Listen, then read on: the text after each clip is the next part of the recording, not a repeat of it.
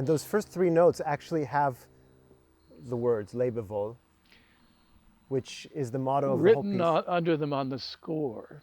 Right. And so that's an interesting moment, one of the rare moments where Beethoven brings words into a sonata or some instrumental piece. He named pieces very rarely. This is one of them. Only a few. Pastoral, maybe the Pathetique, a few others. But this was written for his patron, Archduke Rudolph, who was supporting him a lot, whom he, in spite of everything, occasionally be saying, Rudolph is ruining my life, but basically he kind of liked Rudolph. Rudolph was going away, so he wrote the sonata as a present. And the thing about Beethoven and program music, and this piece is intensely programmatic, it's, packing up and going, missing, and the return. His stated position was that he didn't believe in program music, but he did it anyway. He used to make fun of Haydn for programmatic stuff in his late oratorios, but the pastoral has thunder and lightning and brooks, and he was very good at program music actually. And this is, I'd say so. For the piano sonatas, this is the most overt. But here's the thing, I think it's really important. Beethoven said more than once, everything I write has an image or a story behind it, and I write according to that story or that image. But he very rarely told us what it was. But I think the emotional consistency, the sense of storytelling that he has, which was really, it's kind of something he brought to music. That sense that a piece of music is a unified story in all its movements. I think he virtually invented that. I learned in this book something I didn't know after years of playing the sonata, which is that he did not want it to be referred to as the Les Adieux. He wrote a wonderful letter to the French publisher because he didn't find out what it was called until it was published. Okay. And he said, why did you call it Les Adieux? And he does a disquisition on the difference between Lebewohl and Adieu, both of which mean goodbye. But he says that you can say adieu to groups of people, to a whole town, but Lebewohl is personal, he said. It's a different goodbye. Plus the fact that you can't do adieu. It's basically Three Blind Mice, isn't it? I mean, but that fact that he gives that.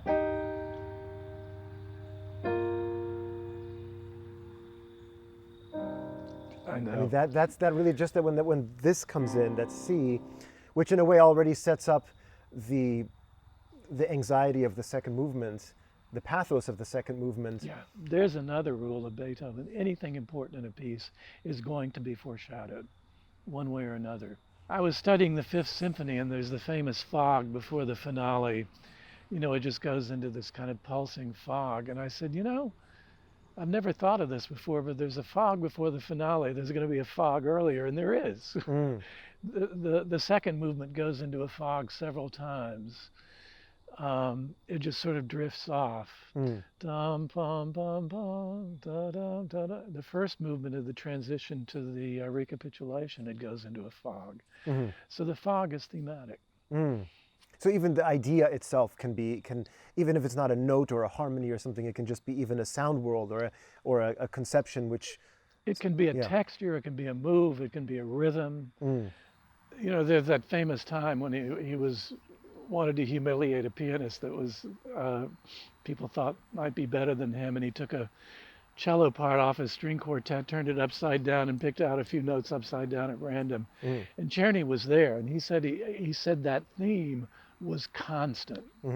But that's how he always composed. He took a small idea, presented right at the beginning, da-da-da-dum, and it's there all the way to the last notes in the piece. But it constantly changing guises. So what you heard, what you just played, is we hear it in the top voice, but it's completely changed. It's developed.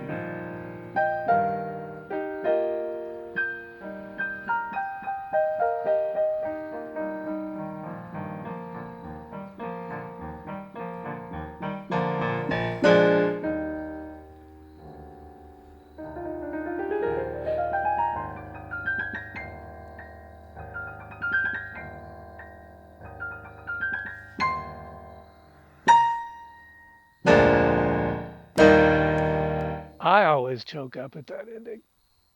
It's harmonically so wild, these overlapping harmonies, in a way that suggests, fading away, echoing. It's echoes. And that's the Lebewohl motif, fading into the distance. It's really extraordinary. As a biographer, I try not to be too literary. I don't want to be.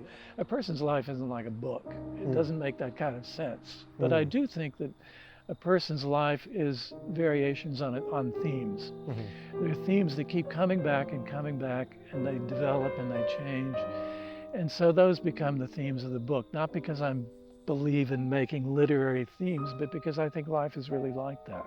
And I want to make my books more like life and less like a book. And so I've been accused of wandering and drifting, and I do. But that's what life is like. And some people say, this, that, and the other, it doesn't make sense. Why would he do that? It doesn't make sense. And my answer is life doesn't make sense.